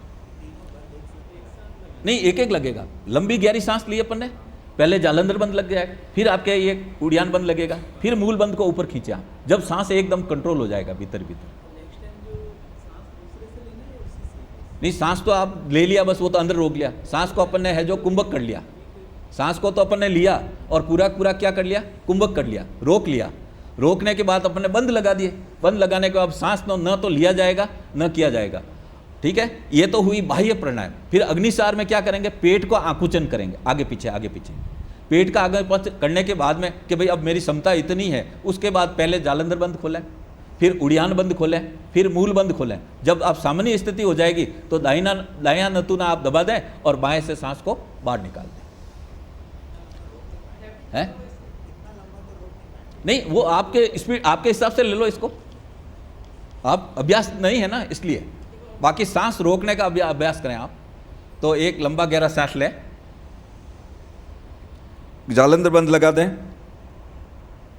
उड़ियान बंद लगा के पेट खींच लें और मूल बंद कर लें बंद। आकुचन करें पेट का, आगे पीछे पेट को करें। बहुत अच्छा करें, 2-3 साथी तो बस। अब आप वापिस है जो कंठकूप खोलें, अपना जालंधर बंद खोल दें। जालंधर बंद खोलें, पहले गला ऊपर करें, जालंधर बंद खोल के उड़ियान बंद, नाभि को आगे सामान्य कर लें, गुद्दा छोड़ दें, बाएं नाथुना दबा दें और सांस को छोड़ दें। आगे पीछे होगा ये तो। आपकी सांस भीतर ही भीतर, आपको सांस लेनी नहीं है, आकुचन इसका होगा। बाह्य प्रणाम तो हो गया, बाह्य प्रणाम हो गया ना। बाह्य प्रणाम में अपन ने क्या किया, सांस को भीतर रोक लिया, सांस को भीतर रोक लिया अपने, और तीनों बंद लगा दिए। अब आप एक जो जालंधर बंद लगाया, उड़ियान बंद जो है, उड़ियान बंद की स्थिति में है, पेट आगे पीछे होगा, लेकिन उड़ियान बंद अपने सांस बाहर नहीं निकल रही, इसलिए वो बंद खुल नहीं रहा। तो इस प्रकार ये अभ्यास करने से आपके पेट संबंधी जितने भी विकार है वो सारे दुरुस्त हो जाते हैं, प्रजनन अंग इससे मजबूत हो जाते हैं, और मासिक धर्म की अनियमितता इससे दूर होती है। ये पाचन क्रिया के लिए बहुत ही बढ़िया अभ्यास है। ये 3 से 5 मिनट कर सकते हैं। हर एक आसन और प्राणायाम को आप 3 से 5 मिनट का समय दे सकते हैं। अब आपको मैं बता रहा हूं,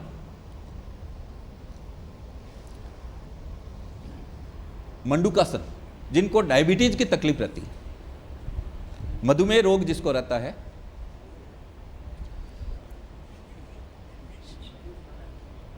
उनके लिए आसन है मंडूकासन। मेंढक की आकृति बनेगी, इसलिए इस आसन का नाम दिया है मंडूकासन।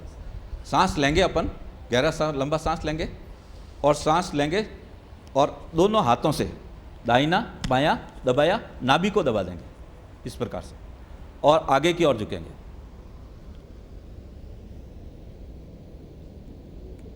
कुछ पल रुकेंगे यहाँ, फिर सांस धीरे धीरे छोड़ते हुए ऊपर की ओर उठेंगे। सांस लेंगे,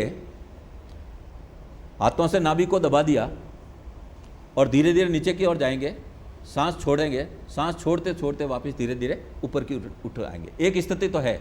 दूसरी स्थिति में क्या होता है, अंगूठा आप है जो इस प्रकार अंदर डाल दें और नाभि के दोनों तरफ इस अंगूठे को इस प्रकार मुट्ठी को लगा दें, इस प्रकार।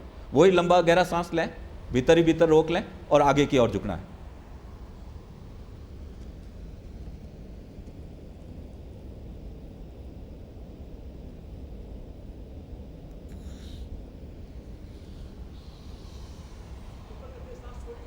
ऊपर आते समय सांस छूटती हुई आएगी। सांस तो ले लिया अपन ने, जैसे ही अपन धीरे धीरे ऊपर की ओर उठेंगे, ये दो स्थिति है। एक तो ये वाली जिनके धरण टलती है, वो कहते हैं ना पैंचुटी टल गई, या धरण टलती कहना है इसको, नाभि टल जाती है और उसमें अतिसार और ये तकलीफ हो जाती है, उसमें भी ये बहुत लाभदायक है, बहुत लाभ देता है। और डायबिटीज के लिए तो बहुत ही लाभदायक है ये। हाँ, तो भी कर सकते हैं। जिनको नहीं है, नहीं, देखिए स्वस्थ, स्वामी जी तो साहब कहते हैं आप अस्वस्थ होने पर आसन और प्राणायाम नहीं करें, आप स्वस्थ होने पर ही आसन प्राणायाम करें तो आप अस्वस्थ होंगे ही नहीं। उनका कहना यह है, अस्वस्थ स्थिति में तो सभी करेंगे ही, लेकिन स्वस्थ स्थिति में करेंगे तो आप कभी ये तकलीफ नहीं होगी। पहला सुख निरोगी काया, हमारा शरीर स्वस्थ है तो सब कुछ है। देखिए जीवन के 7 सुख है। पहलो सुख निरोगी काया, दूजो सुख घर में माया, तीजो सुख सुशीला नारी, चौथो सुख पुत्र आज्ञाकारी, पांचवो सुख राज में पासा, छठो सुख पड़ोसी सांचा और 7वां सुख वैकुंठ में वासा। ये जीवन के 7 सुख है। वैकुंठ,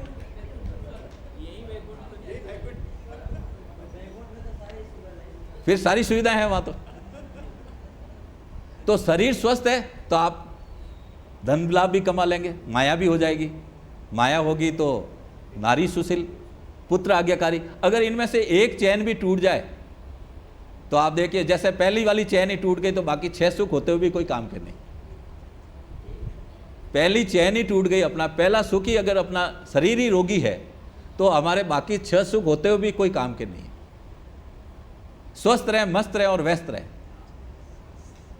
स्वस्थ रहें, मस्त रहें, जैसा आप कहते हैं हर समय प्रसन्न रहना। मैं आप मन संचालक जब अपने भाई साहब से, तो मैं इतना प्रभावित हुआ पहले दिन के जो मन संचालन से। मैंने इनके चेहरे पर इतनी मुस्कान देखी, पूरे संचालन के समय इतनी मुस्कान देखी। और कल आपने जो सेशन लिया था तो मेरे ख्याल से इतना प्रभावी सेशन था कि वास्तव में माना जाता है कि आप अपने कार्य में बड़े दक्ष हैं, और जितनी आपकी प्रशंसा करूँ उतनी थोड़ी है। और भगवान से प्रार्थना करता हूँ कि आप कामयाबी के हासिल पे, पायदान पे चढ़ते ही जाएं, चढ़ते ही जाएं, चढ़ते ही जाएं। अब जिनके कमर की तकलीफ है वो एक मरकटासन में बता देता हूँ। और आसन तो बहुत है, लेकिन ये देखिए आप इस प्रकार से आराम से सो जाए, दोनों हाथों को फैला दें। एक बार देख लें आप, फिर करना आप। फिर दोनों पैरों को बेंड करेंगे इस प्रकार से और लंबा सांस भरेंगे। सांस भर के मैं बाईं और मेरे हाथ पैर जाएंगे तो सिर मेरा दाहिनी ओर जाएगा। ये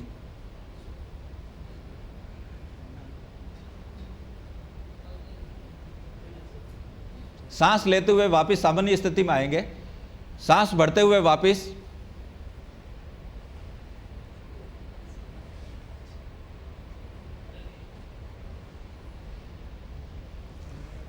ये है मरकटासन। जिनके कमर में तकलीफ रहती है, कमर दर्द रहता है, उसको नियमित रूप से अभ्यास करना चाहिए। है, जल्दी नहीं करना है, अपना समय, यथाशक्ति इसको धीरे धीरे करें। तो जिनके कमर में ज़्यादा तकलीफ रहती है उनको ये अभ्यास नियमित रूप से करना चाहिए। मरकटासन, आपने बंदर को देखा होगा, बंदर यही इसी प्रकार से अपने थकान मिटाता है। मरकटासन।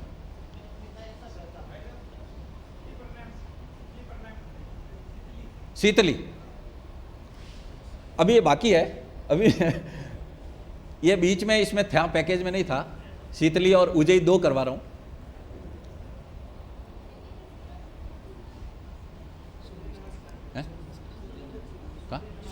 हाँ, सूर्य नमस्कार वो भी ले रहा हूं। शीतली प्राणायाम में देखिए आप, जिनको ज्यादा बार बार प्यास लगती है, ज्यादा बार प्यास लगती है, तो आप जीभ को बाहर निकालेंगे, रोल करेंगे, जीभ को बाहर निकालेंगे, रोल करेंगे, ये ऐसे। फिर सांस को भीतर ही भीतर खींचेंगे लंबी, और फिर मुंह बंद कर देंगे, जीभ अंदर लेकर मुंह बंद कर देंगे। हाँ, करो आप।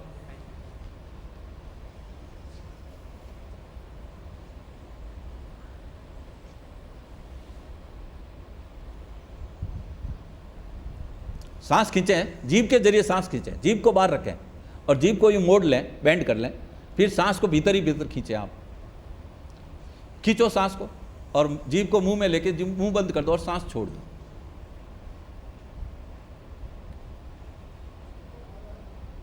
जितने भी मांसाहारी जंतु है आप देखो वो जीभ को बाहर रखते हैं और वो अपने पानी की सुविधा है या नहीं है तो वो अपनी जीभ को बाहर रखेंगे, जीभ को रोल करके सांस को लेंगे, जैसे ही जीभ ठंडी हुई जीभ को भीतर ले लेंगे और बंद कर लेंगे।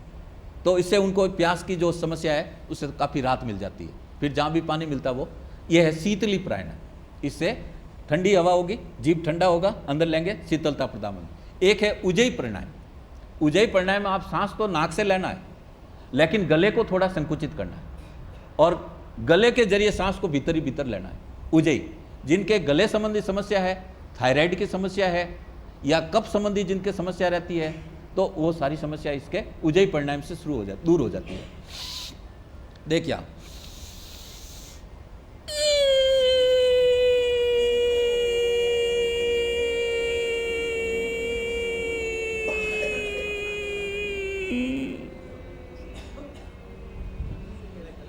सांस को छोड़ें और फिर गले की थोड़ी हल्की सी मालिश करें। इससे क्या होगा, आपको खांसी नहीं आएगी। एक बार अभ्यास नहीं होने से एक बार खांसी तो आएगी, हल्का सा हाथ फेर देंगे, थोड़ी गला सही हो जाएगा। तो वापस करें इसका अभ्यास। उज्जयी प्राणायाम, जिनका नाक से सांस लेना है और गले का आकुचन करना है, गला थोड़ा दबा के रखना है ताकि सांस भीतर मुश्किल से जाएगी। गला दबाएंगे ना तो गले में मुश्किल से जाएगी। जिनके स्वर भंग रहता है, जो बच्चा तुतलाता है, जिनके थायराइड की समस्या रहती है, जिनके टॉन्सिल की समस्या रहती है, कफ बार बार गले में जिनके बनता है, उनको ही उज्जयी प्राणायाम करना चाहिए। देखिए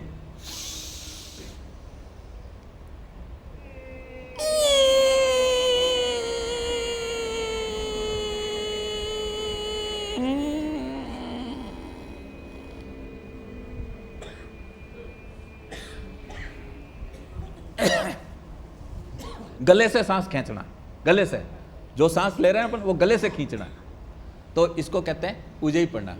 अब है सूर्य नमस्कार। सूर्य नमस्कार जो है इसके 12 स्टेप हैं और 12 स्टेप में पूरे शरीर की वर्जिश हो जाती है, पूरे शरीर की, पूरी बॉडी की एक्सरसाइज हो जाती है सूर्य नमस्कार में। और इन 12 इनके नाम दिए, मैंने नाम भी बता दूं हैं।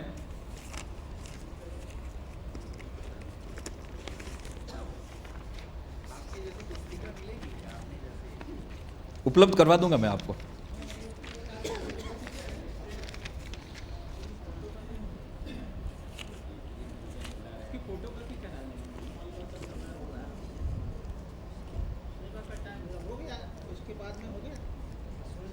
सूर्य नमस्कार करवा रहा हूं। इसके क्या, सूर्य नमस्कार वैसे तो करते हैं लेकिन इसके कुछ नाम दे दिया अपन ने। वो नाम से आप थोड़ा याद रहेगा तो आपको करने में बहुत सुविधा रहेगी और नाम से ही किए जाते हैं ये। तो सूर्य नमस्कार की पहली पोजीशन जो है वो नमस्कारासन। नमस्कारासन देख लो आप, एक बार देख लें। नमस्कारासन, दोनों हाथ आप जोड़ लें, रीढ़ कम सीधा रहे, शरीर बिल्कुल सीधा रहे, ध्यान बिल्कुल सामने है, ये नमस्कार स्थिति रहेगी। फिर आएगी पर्वतासन। पर्वतासन में एक लंबा सांस लेते हुए पीछे की ओर झुकेंगे, पीछे की ओर झुकेंगे। देखो आप पहले एक बार पीछे की, जितना झुक सके उतना झुकेंगे। फिर पाद हस्तासन, सांस छोड़ते हुए धीरे धीरे आप नीचे की ओर जाएंगे।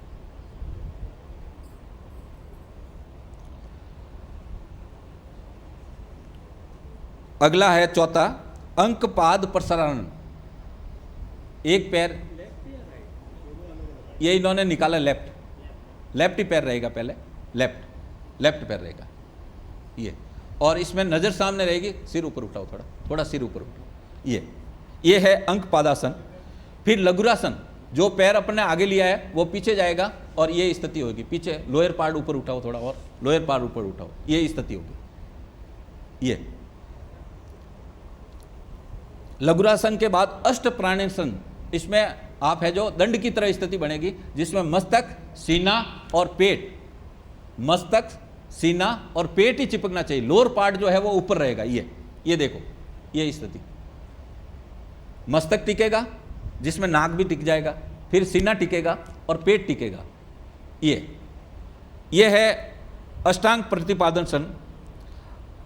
आगे वापस लघुरासन, भुजंगासन। ये भुजंगासन की स्थिति बन जाएगी। अगला स्टेप ये अर्ध भुजंगासन की स्थिति। भुजंगासन के बाद में वापस लघुरासन, ये वापस पीछे जाएगा पार्ट, लोअर पार्ट ऊपर उठा दो इस प्रकार से। फिर अंक पादासन, वही एक पग, जो पैर आपने आगे लिया था वही पैर वापस आएगा, वही पैर पीछे सीधा रखो। हाँ, अब ये उठाओ, ये स्थिति। पर्वतासन, पैर लो ये, और वापस वही।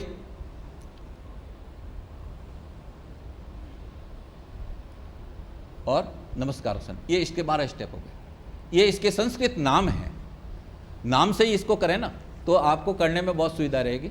और चूंकि अभी आयुष मंत्रालय ने योग के क्षेत्र में युवाओं को रोजगार देने के लिए बहुत सारे ऐसे सुविधाएं दी है, जो मैं आपको भी थोड़ा अवगत करवा दूं। शिक्षा विभाग में योग शिक्षक लगा रहे हैं, पुलिस विभाग में लगा भी दिए हैं, काफ़ी जगह पुलिस लाइन में योगाभ्यास करवाया जाता है, सेना में, आर्मी में, सभी जगह इसके जगह दे दी गई है। और बहुत सारी होटल्स में भी है जो योग के इस प्रकार के रोजगार के अवसर निकले हैं, क्योंकि क्राइम के क्षेत्र में सबसे ज़्यादा युवा ही है, क्योंकि उसको रोजगार नहीं है तो वो क्या करेगा, कुछ न कुछ अपराध करेगा और पेट भरने के लिए कुछ न कुछ उसको करना पड़ेगा। तो आयुष मंत्रालय ने इस प्रकार की एक सुविधा दी है, जो इस प्रकार का अपन गांव-गांव में इसका अभ्यास करवा देंगे तो बहुत सारे, हम तो अभी एक 25 दिन का क्लास चला रहे हैं स्वामी जी की तरफ से, 25 दिन का कोर्स चलता है जो सहयोग शिक्षक के नाम से। वो 25 दिन का कोर्स पूरा ये पैकेज कर देता है, उसके बाद में वो 90 दिन की क्लास खुद चलाता है अपने गली मोहल्ले में कहीं भी। फिर उसको एक सहयोग प्रशिक्षण, सहयोग शिक्षक का एक प्रमाण पत्र उसको दे देते हैं जिला पतंजलि योग समिति की तरफ से। फिर उसका लिस्ट है जो जाती है हरिद्वार, वहाँ 5 दिन के पैकेज में स्वामी जी खुद अपने सानिध्य में है जो योग पूरा करवाते हैं। जो थोड़ी बहुत कमी बेसी रहती है उसको वापस तराश लिया जाता है, तो वहाँ से उसको मुख्य योग शिक्षक का एक प्रमाण पत्र जारी हो जाएगा। और वो प्रमाण पत्र जारी होने के बाद में QCI करके एक आयुष मंत्रालय से परीक्षा होगी, ऑनलाइन होगी, 3100 रुपये की उसकी फीस है, क्वालिटी कंट्रोल ऑफ इंडिया के नाम से। और वो परीक्षा ऑनलाइन देने के बाद में वो अंतर्राष्ट्रीय योग शिक्षक का उसको एक प्रमाण पत्र आयुष विभाग देगा, तो वो दूसरे देशों में जाकर भी योग सिखाने का अधिकृत व्यक्ति हो जाएगा। तो इस प्रकार का बहुत ही सुनहरा अवसर योग के क्षेत्र में अभी आया है। तो आप ये सूर्य नमस्कार का अभ्यास पुनः कर लें एक बार। पहले नमस्कार की स्थिति, फिर लंबा गहरा सांस भरते हुए पर्वतासन की स्थिति लें। आप हाथ पीछे ऐसा खोल दें, पीछे की ओर जाएंगे, दोनों हथेलियां यूँ खुली रहेगी, हाँ ऐसे। अब सांस छोड़ते हुए धीरे धीरे आवे पाद हस्तासन, पैरों को छुएं आप, प्रयास करें, जर्क नहीं देंगे, घुटनों में खंभ नहीं रहेगा, पैर आपके सीधे रहेंगे। अंक पाद प्रसारासन, अब की बार पैर चेंज कर लो, जैसे इन्होंने बायां पैर किया तो अभी ये दाहिना ले रहे हैं तो आप अपना बायां ही लें। अंक पाद प्रसारासन, और आगे से शरीर को खिंचाव दो, थोड़ा खींचे यूँ शरीर को, नजर आपके सामने रहो। लघुरासन, लघुरासन में पैर जो आपने लिया वो पीछे की ओर जाएगा और आपका लोअर पार्ट जो है वो ऊपर रहे और सिर है जो नीचे की ओर रहे। अष्टांग प्रतिपातासन, अब आप मस्तक, सीना और पेट ये भूमि से चिपका दें, लोअर पार्ट आपका ऊपर रहे। फिर वापिस है जो भुजंगासन की स्थिति में आए, धीरे धीरे उठना नहीं है, आगे से सीना नहीं उठाना है, बस आगे का ये भाग थोड़ा उठ जाए, सीना। भुजंगासन, भुजंगासन के बाद में पर्वतासन, वापिस ये स्थिति बनेगी आपकी। फिर वही अंक पाद प्रसारासन, जो पैर आपने लिया था उसको लें। फिर हस्त पादासन, वापिस ये स्थिति हो जाएगी आपकी, और नमस्कार की स्थिति आ जाएगी। पर्वतासन होते हुए वापिस नमस्कार आसन, ये 12 स्टेप है। तो ये सूर्य नमस्कार इस प्रकार से समय भी पूरा हो गया है, और दूसरा सूचना भी है जी। चलो ये भी बता देते हैं थोड़ा सा। जिनके घुटने में प्रॉब्लम रहती है वो नियमित रूप से एक तो आंवला और एलोवेरा, 20 ml आंवला लें, 20 ml ही आप एलोवेरा लें, और 40 ml आप गुनगुना पानी का एक स्वरस बना लें, और बिल्कुल नियमित रूप से भूखे पेट आप इसको लें। तो आप बिना एक्सरसाइज के घुटने की और कमर की दवाई बीमारी तो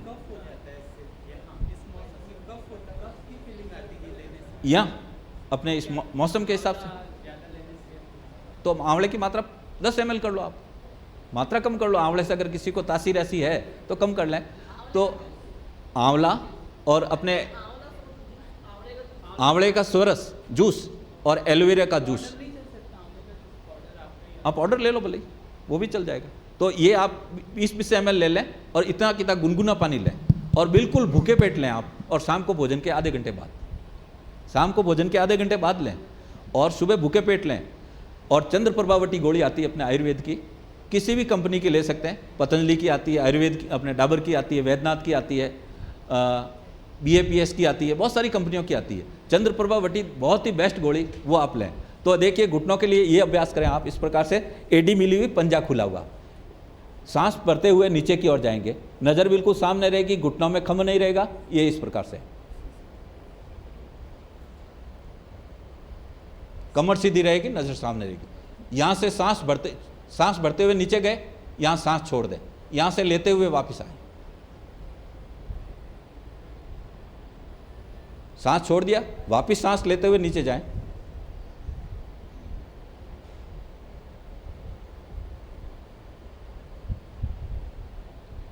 ये अभ्यास, इसको घुटना चालन विधि कहते हैं।